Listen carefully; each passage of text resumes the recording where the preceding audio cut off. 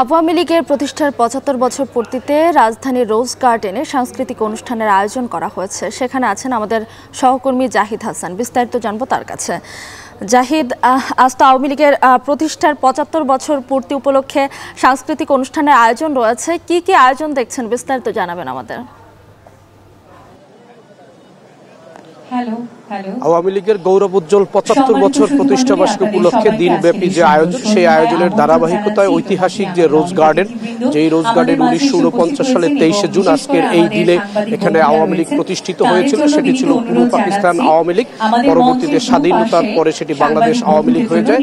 এই রোজ গার্ডেনে এখানেই তৈরি করা হয়েছিল আওয়ামী লীগের সেই রাজনৈতিক ম্যানিফেস্টো, রাজনৈতিক যে গঠনতন্ত্র এবং সংগঠন, যে আওয়ামী লীগের নেতৃত্বে দেশের স্বাধীনতা এসেছে, এদেশের মুক্তিযুদ্ধ হয়েছে যে আওয়ামী লীগের নেতৃত্বে, সেই আওয়ামী লীগ এই রোজ গার্ডেনে বসেই প্রতিষ্ঠিত হয়েছিল। মাওলানা আব্দুল হামিদ খান ভাসানী তিনি সভাপতি হয়েছিলেন এবং বঙ্গবন্ধু শেখ মুজিবুর রহমান হয়েছিলেন যুগ্ম সাধারণ সম্পাদক।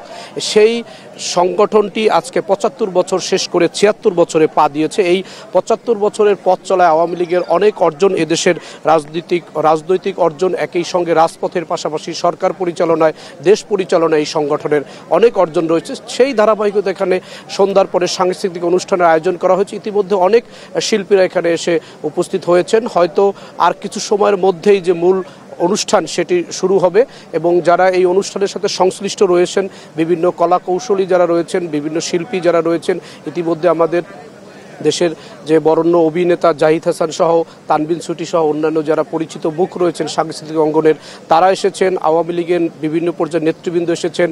যিনি সরকারের সাংস্কৃতিক বিষয়ক প্রতিমন্ত্রী নাহিদ ইজাহার খান, তিনি এসেছেন। তিনিও এখানে উপস্থিত রয়েছেন। নাহিদ ইজাহার খান মূলত এই পর্বের দায়িত্বে রয়েছেন, তিনি সাংস্কৃতিক প্রতিমন্ত্রীর দায়িত্ব পালন করছেন সরকারের।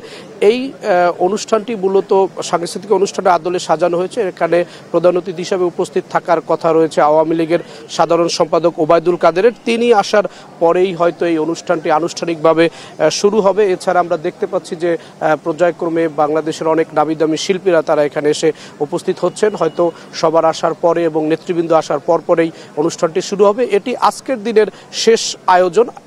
আজকের দিনের সকাল থেকে যে বঙ্গবন্ধুর প্রতিকৃতিতে শ্রদ্ধা জানানোর মধ্য দিয়ে শুরু হয়েছিল প্রতিষ্ঠাবার্ষিকী আয়োজন, তার ধারাবাহিকতা এই রোজ গার্ডেনের যে সাংস্কৃতিক অনুষ্ঠান, সেটি দিনের শেষ আয়োজন। সেই আয়োজনেই কিছু সময়ের মধ্যেই শুরু হবে। মিতু, রোজ গার্ডেন থেকে আমাদের সঙ্গে যুক্ত ছিলেন জাহিদ হাসান।